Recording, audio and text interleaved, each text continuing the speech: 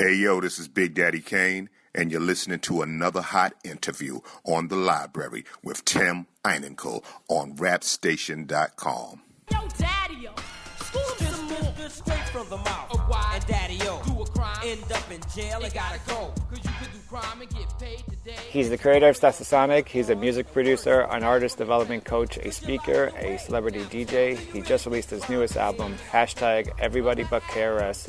He's Daddy-o, a.k.a. Professor Daddy-o, and I want to welcome him to the library with TIm Einenkel on rapstation.com. Daddy-o, thank you so much for joining me. Oh, man, my pleasure, man. Thanks so much for having me. Argue before you reach the bank. Can't be capped before you reach the rank. Loud and clear, we gon' air it out and let you know what it's all about. Loud and proud. So, I obviously want to start from, I want to, of course, talk about the new album, but I want to start from the beginning, I guess. You came out at a time where there was when there was groups. You had like Tribe, you had De La, you had Public Enemy, you had Cypress, NWA, EMP, right. EPMD, just to name a few. But today it seems like there's a lot less groups. Why do you think that is the case?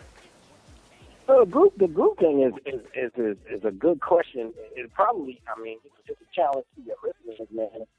And just being the professor I am, I try to put everything into a lesson plan, right? So. Just homework for your listeners, man. It'd be nice to see what somebody could get back to you either by Twitter, hitting you on Twitter or hitting you via email as to what they think, because that's a study within itself. I mean, it's one side of it is very dark, right? Which is, going back to the Motown days and always, seeing, members of groups being taken out of the original group and then just kind of spawn these solo careers. So that's kind of dark in terms of just pulling somebody out of a group just because, with the group there was less money. Right. But I think, and it's just me kind of thinking, but I think a lot of it is kind of based on ego and money. I mean, I can't see it being any other way because we were so enamored to be groups, right? So Chuck's a good friend, and all these guys are good friends, right? Because we ended up touring together, just becoming friends through the music. And we were all enamored by being groups. And the only ones that had the problem, surprisingly, was the two-man groups. I mean, they had to work so hard. I mean, if you talk to Eric and Parrish about how hard that was, because, there was really not a bunch of two-man groups even in the beginning.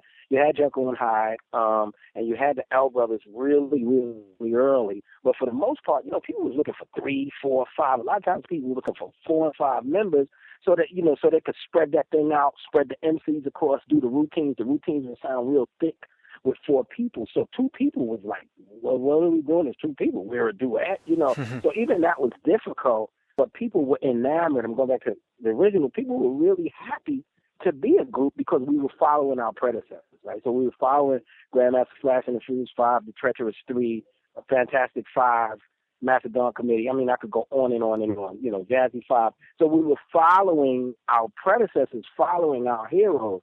So we were so enamored to be a group. The only solid answer I could give you is that their heroes nowadays are solo artists. Right.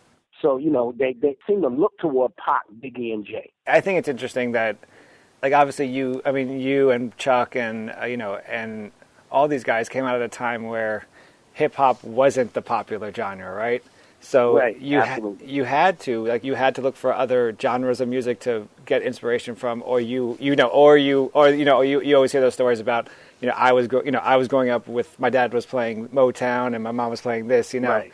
And now you have, like you said, now you have artists are growing up where hip hop is the popular genre, so they're influenced by that, and they're influenced by solo artists. So, and that gets into another, obviously, Stetsasonic influenced, I think, a lot of people, and obviously you guys have the title "Talking All That Jazz," which I was in elementary school and I grew up listening to that, and also when I was preparing for my interview with you, of course, Self-Destruction. The lyric, yo daddy, yo, scoo, scoo, scoo, scoo, and that was like my favorite line. But anyway, back to talking about that jazz and the jazz influence that you guys had in the live instrumentation that you guys used. It seemed to help pave the way for jazz sampling groups as producers, such as Q-Tip, Premier, Gangstar, Tribe, and even the Roots. Do you think how much of an influence do you think you guys had on these groups, or do you think it's just the natural progression of music that this happened? I think it's both. I think there was a lot of influence. One of the things I am super happy about. I mean, there's a bunch of things I am, but one of the specific things I'm super happy about was Stetsasonic, right? Stetsasonic is actually the rappers, right? So even when we didn't penetrate the overground, our peers loved the hell out of us. Right. Yeah. I remember being in a limousine on I think it was the Def Jam tour. It must have been the Def Jam tour. I don't think it was Big and Def. I think it was Def Jam tour.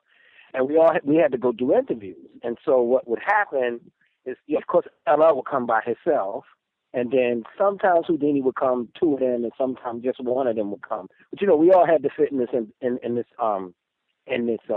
limousine. So I was the only one from Stetsasonic there. And I remember LL just quoting the whole Go Stetsa. I was amazed. I'm looking in his face like I couldn't believe what I was seeing. Oh my God! He just goes through. He says, "Yeah, man. When that goes Stetsa, man, brace yourself for the ultimate real, the real." And he's doing it like me. Wow. In my face, and I'm like, "What the hell?"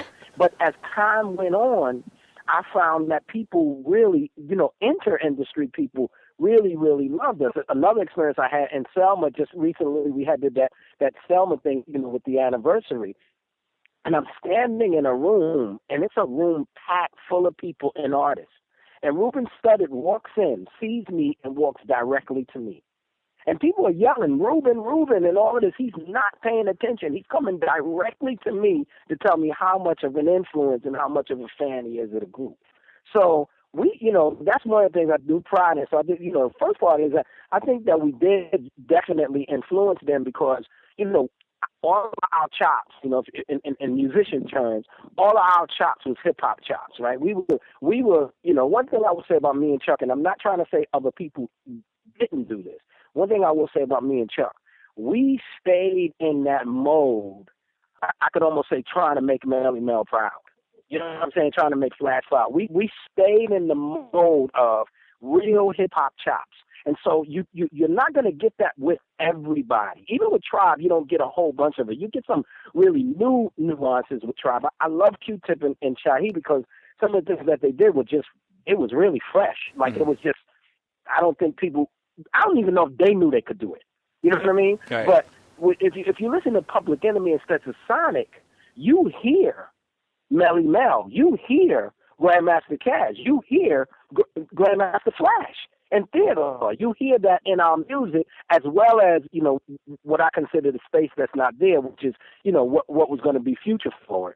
But you hear that. We were all about the hip-hop chops. And I think that that's where Stet did end up influencing some of these other groups because we kept it 100% hip-hop. So, the time signatures, the rhyme sequences, the scratches, all of those particular things we put pretty much in this filter of hip hop chops, and not looking at it like we didn't want to be un-hip hop. Put it like that. Right. There was it was just something about it that we wanted to make sure that whatever original hip hop had, which was all the stuff that we used to listen to on tour buses that was on tapes that never ended up being records, we had all of that, but then we still translated into that recording medium.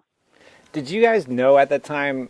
Did you know at the time that you were having this profound effect on other MCs? I mean, I asked this because, I asked producers and DJs and, I said, I'm interviewing Daddy-O. What should I ask him, right.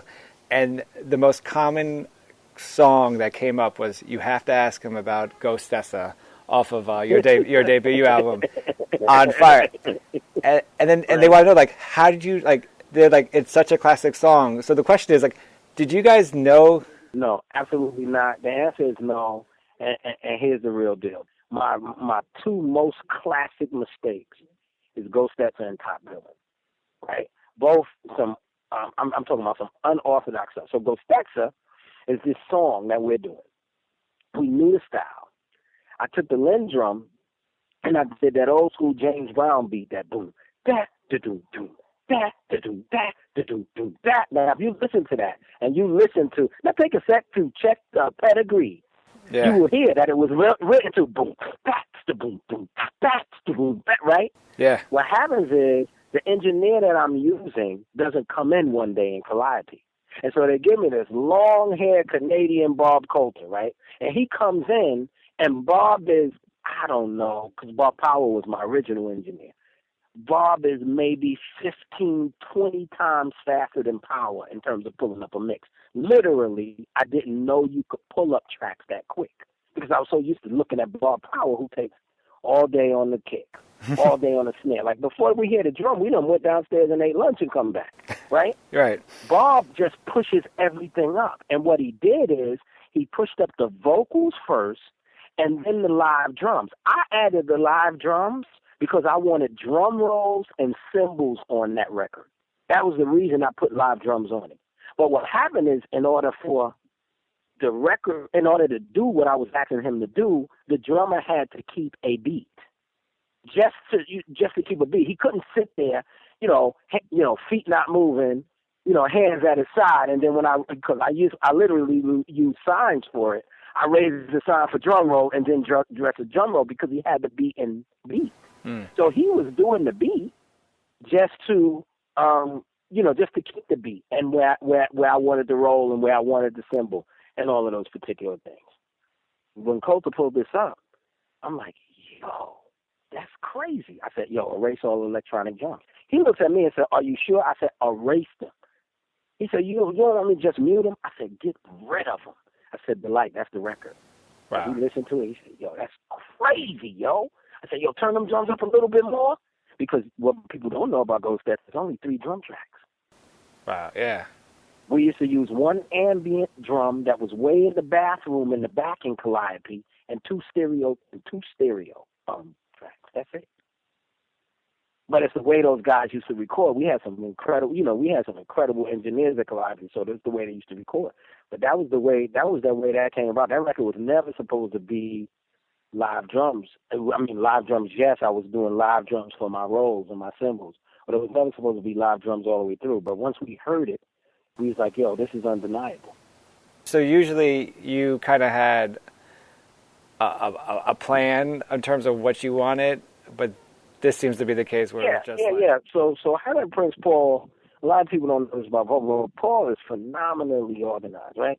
So having Prince Paul always helped, right? And Paul taught me like all of these friggin' techniques. So one of the things that Paul always does, and I do now as a producer, is he says write down all the titles. Even before we get ready to go into making this record, write down all the titles. Write down every title that you could think about for this record. I know that, the name of the album, that title is going to be that title song, but, give me at least 19, 20 more of them joints. And so that's what we used to do. And so I'm saying that's just part of the planning. And we moved into this kind of strategic mode of planning out what we wanted to do, what kind of records we wanted to make, because we're looking at all of these titles. And then, the other thing that was very, very, very beneficial in Stetsasonic, and going back to your original question, it was just dope having a big-ass group, because everybody could kind of share duty. So now we got all these titles, but we got DB, who's a producer, we got Paul, who's a producer, you got Daddy-O, who's a producer, and then the rest of the guys are kind of in there, at least knowing about production. They're not, they're not full-fledged on the production tip, but they definitely have ideas. So those things could be divided and split up amongst us, and sometimes somebody would come up with something crazy. Like, for instance, Fuquan made the beat for Sally, because we had this idea that everybody was going to do a solo record on the album, right? It didn't happen like that. Only on Info Gear, the only thing that came was the ODAD, and then actually 2, because it was the ODAD and Freedom of Death for me, and then we still didn't look at Faye as a solo record. We still looked at Faye like it was a group record. It's just that we knew we needed one voice on Faye, because we were just following Lottie Dottie and LaToya and some of those other records that was out. But Fuquan's record never came out right. The one they did, we didn't like it. And, it was always by committee. But when we left him in the studio that day, he came up with that beat for Sally. And I was like, yo, I could use this for this, talking about mistakes. I could use this for this record idea I got, right? So back in the day, when Flash and them used to band and all of them, Jazzy J and them, used to cut breaks, there was a few breaks that had words in them. So Keep Your Distance was one. The one we used for Sally, the Dyke and the Blazers, was one. Champ is kind of one, because it got, it does say Champ. But there was a few break beats that had words in them. I had wrote this song that had every break beat that had words in them. So, go a little bit, but and to know what I'm talking about, just listen to It's in My Song on the Info Gear album, and you'll hear what I'm saying.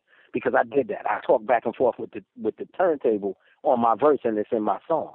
It's just like I talk, and then, the scratch comes in, and I talk, and the scratch comes in. So that's the way this record was. But then what happened was, they all was good, but that Dyke and the Blazers thing stood out. And I said, man, forget this. I'm scrapping everything, and I'm just using that some people don't like the way Sally walked, and we're going to just write 3 verses around. Well, really 4, because we did 3, and then we did the 1 collective verse. We're going to just write verses around that some people. And I'm using that beat that Fuquan had made, and then Paul was like, yo, hold on a second. And then Paul brought that down, down, down. He's like, watch this video. Down, down. I was like, yo, that's crazy right there, yo. Just with that beat, that down, down, down. I was like, yo, this is crazy. I was like, how are you going to use that James Brown? I don't know who it was. I think it was Rufus Thomas. And he said, watch how I use it. And it was bananas, yo. It was like, that was crazy. So that, it's the creative process. I mean, I know I deter a little bit, but the creative process was always very interesting for us because we already had a structure. And so, anything that we added usually was dope gravy for us. You know what I'm saying? Because there was already something there that we wanted to do. That gets me to my next question. I know you're not just the artist and a music producer, but you're also an artist development coach. So when you have like stories that this is for me the most fascinating thing about the kind of the creative mind of the artist, how you have a plan, something changes, and you just or you have a plan, something happens, that you're going to scrap that. And you go with that, and it's just fascinating to me to realize how people's minds work in that way, and how they have this great ear. But so I guess my question is, how are these? Can you teach this? I mean, all right. So shameless plug, artdevclinic.com is the site. Right now, all I'm doing is evaluation, so it's a little bit more than virtual A&R. But can you teach it? Absolutely, because I was taught it. So absolutely, it can be taught. Because I was taught. The one thing I always say about the music business that I miss is I miss that. I mean, I really, really miss that. I remember days of Gary Harris and Russell Simmons and Cassandra Mills. Just, Daddy-O, do you know so-and-so? Oh, you need to know so-and-so.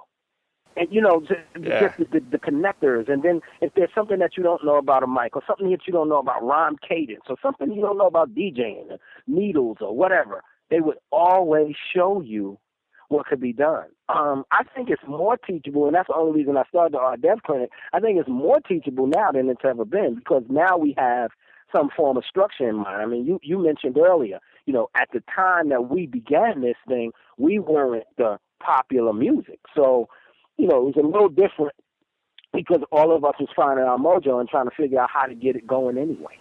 Right. But now that it's going, and you got stations shouting out home of hip-hop and R&B, now there is some kind of structured thing to it. And the thing I try to do and talk about all those times is I tell this to artists that I work with all the time. If your intention is just a little bit of radio play and blah, blah, blah, that's not me. I'm not the guy to come to. Right. But if you're trying to be a superstar, if you're trying to last, if you're trying to not be forgotten, then I'm that guy. Because that's what I'm trying to work you out. You know what I'm saying? I have nothing but heroes in my mind, and the concept of all of this, to me, at the end of the day, should be legendary status. If you're not doing this to be the best, you probably shouldn't be doing it at all. And so, so that's where that's my guidance and that's my area is toward that thing. And then, most of what I do in the very beginning is just all stage performance, because the truth of the matter is that today and yesterday, a good show will sustain you either way. Now it may seem a little bit more prevalent because people really are not selling records the way they used to. But if you think about it, even the guy that ended up doing $10 million in the finger snap Hammer, he did it because his show was hot. Right. He didn't do it just because those records, the people are still questioning as to whether or not Hammer's records was dope or not. When you guys play records and y'all go into old school sets, hardly none of y'all play Hammer. You know, it's weird, but y'all just don't. Because it's like y'all trying to figure out, yeah, maybe some guys on the West Coast may pull a little piece out, but y'all don't really get into that. When y'all start getting down, y'all start getting into the tribe. Y'all would play Rodney on Joe Cooley before y'all would play him.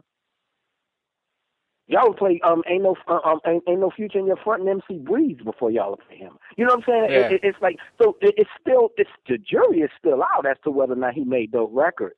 But what sold those records, and millions and millions of those records, was that he had a dope show. So the first thing I concentrate on is a show, because that definitely can be taught. And it's definitely something that's totally missing in this era. These guys come out on stage, they harmonizing with themselves, they make a record at one octave, they on stage at another octave. It doesn't even seem like that's the guy that made the record. They have no idea about what movement is.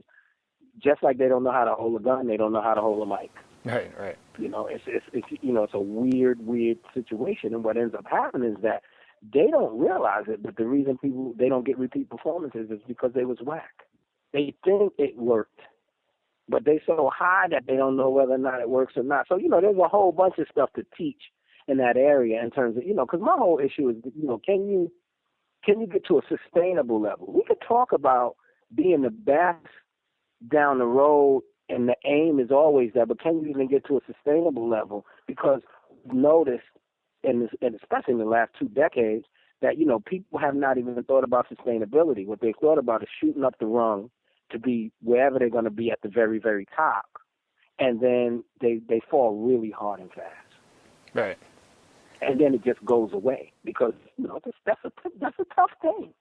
You know, take a person from 0 to 100, and then they operate at 100 for, I don't care how long, maybe it's 10 months, maybe it's longer, and then they just drop them back down. They don't know. So what I try to do is show them how to pace this thing where, you know, down the line, you could kind of figure out what your placement is and get some work done. But, yeah, I mean, I know that's a long answer to one question, but, yeah, it could be taught.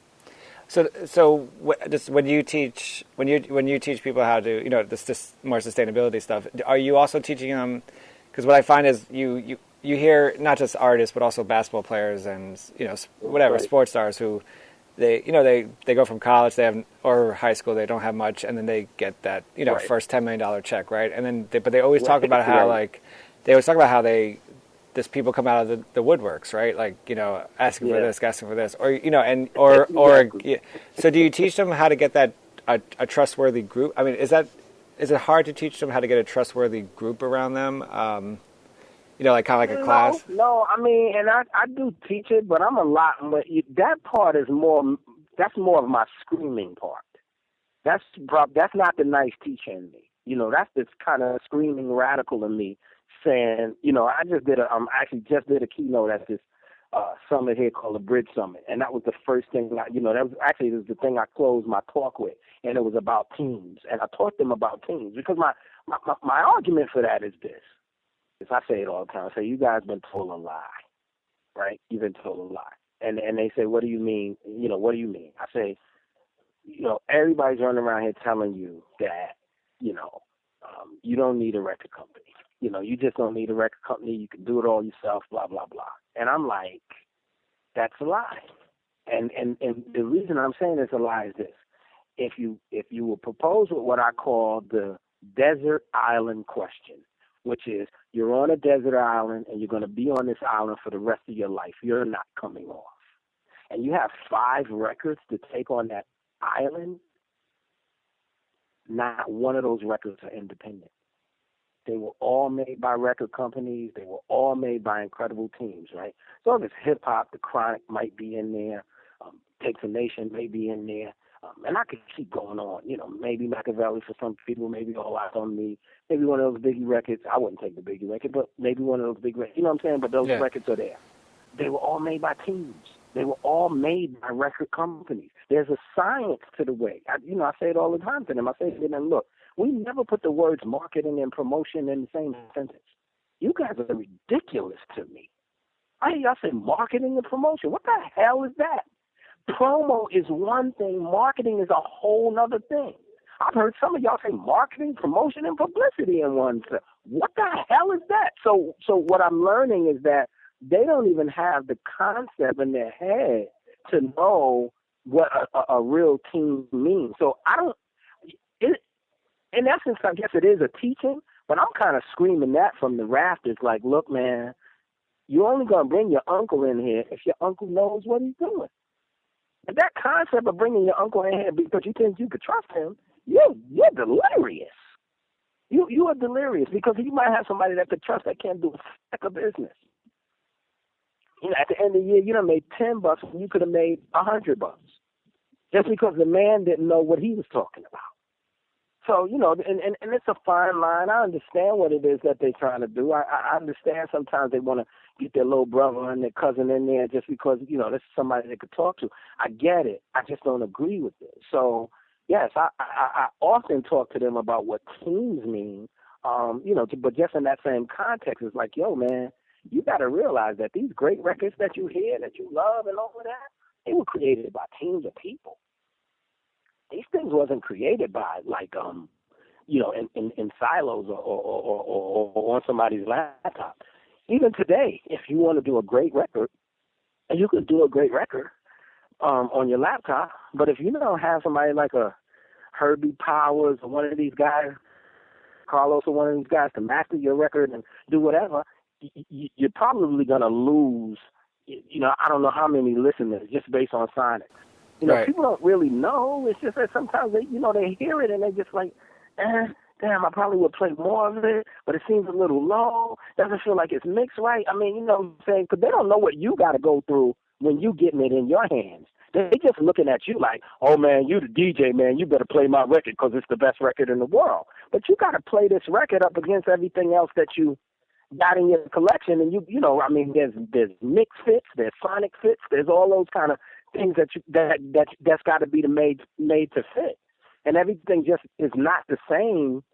Sometimes when it comes off a laptop, you know that old school saying of, you know, I mean the old school issue of, you know, cats who used to make, you know, music on their 4-tracks and then bring them in the studio and they hear all that noise and they're like, where's all that noise coming from? The engineer looks at them and said it was there the whole time. It's a damn tape. But in the house you can't hear it because you're listening on some house speakers that are colored. Now I'm here, it's pure, and you hear everything. So can you get it out? I can try.